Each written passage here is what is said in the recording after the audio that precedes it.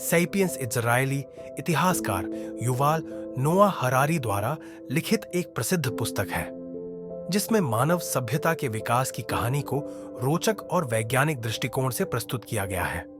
यह पुस्तक ये समझाने का प्रयास करती है कि किस तरह हमारी प्रजाति होमो सैपियंस ने अन्य मानव प्रजातियों जैसे निएंडरथल को पीछे छोड़ते हुए पृथ्वी पर अपना वर्चस्व स्थापित किया।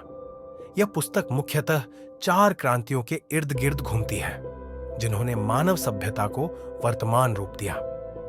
लगभग 70,000 वर्ष पहले होमो सैपियंस में एक अद्भुत बदलाव आया, जिसे हरारी ने संज्ञानात्मक क्रांति कहा। इस क्रांति ने मनुष्यों को कल्पना, भाषा और जटिल विचारों को विकसित करने की क्षमता दी। हमारी प्रजाति ने मिथकों, कहानियों, धर्म और संस्कृति का निर्माण किया, जिसने उन्हें बड़े समूहों में सहयोग करने में सक्षम बनाया। अन्य मानव प्रजातियों की तुलना में होमो सैपियंस अधिक संगठित और चालाक साबित हुए, जिससे वे शिकार और संसाधनों पर नियंत्रण पा सके। इस क्रांति के कारण साझा मिथकों की अवधारणा जन्मी, जिससे धर्म, साम्राज्य और व्यापार की नींव पड़ी। लगभग 12,000 वर्ष पहले मानव शिकार और संग्रहण हंटर गैदरर्स की जीवन शैली से खेती और पशुपालन पर आधारित जीवन शैली की ओर बढ़ा। मनुष्यों ने गेहूं, चावल, मक्का जैसी फसलों की खेती शुरू की और मवेशियों, भेड़ों तथा बकरियों को पालतू बनाया। इस बदलाव के कारण स्थायी बस्तियों, गांवों और अंततः शहरों का जन्म हुआ।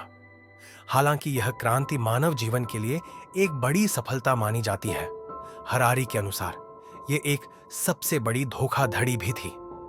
खेती ने भले ही अधिक भोजन उपलब्ध कराया, लेकिन इसने मानव जीवन को कठिन, श्रमसाध्य और बीमारियों के प्रति अधिक संवेदनशील बना दिया। शिकार करने वाले मानवों की तुलना में किसानों को अधिक मेहनत करनी पड़ती थी, लेकिन बदले में उनका स्वास्थ्य खराब हो गया। इसके बावजूद कृषि क्रांति ने राजनीतिक व्यवस्थाओं, धन, सामाजिक वर्गों और सभ्यताओं के विकास की नींव रखी। 16वीं सदी में वैज्ञानिक क्रांति की शुरुआत हुई, जिसने दुनिया को पूरी तरह बदल दिया। इस क्रांति की सबसे बड़ी विशेषता यह थी कि मनुष्यों ने अज्ञात को स्वीकार करना सीखा।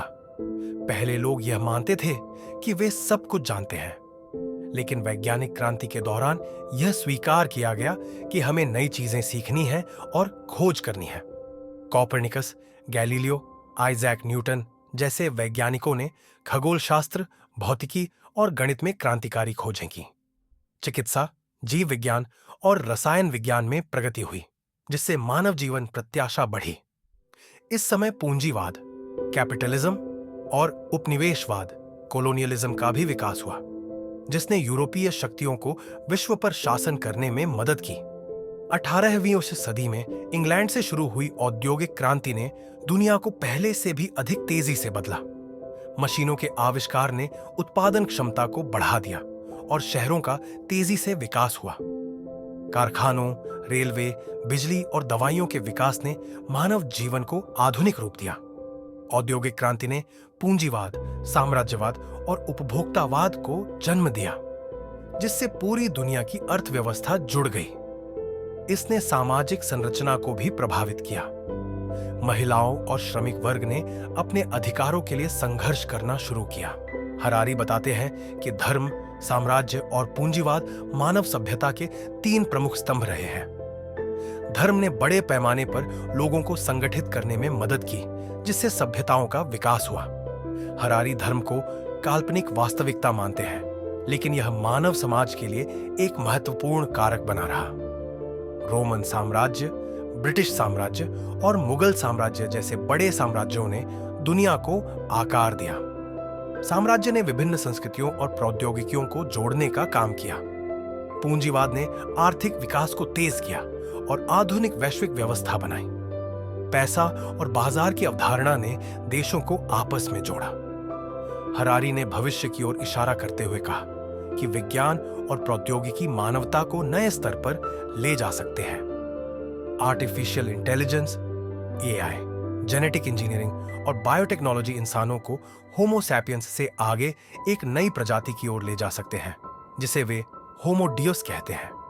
संभव है कि भविष्य में मानव अमरता प्राप्त कर ले या मशीनों के साथ विलय कर ले।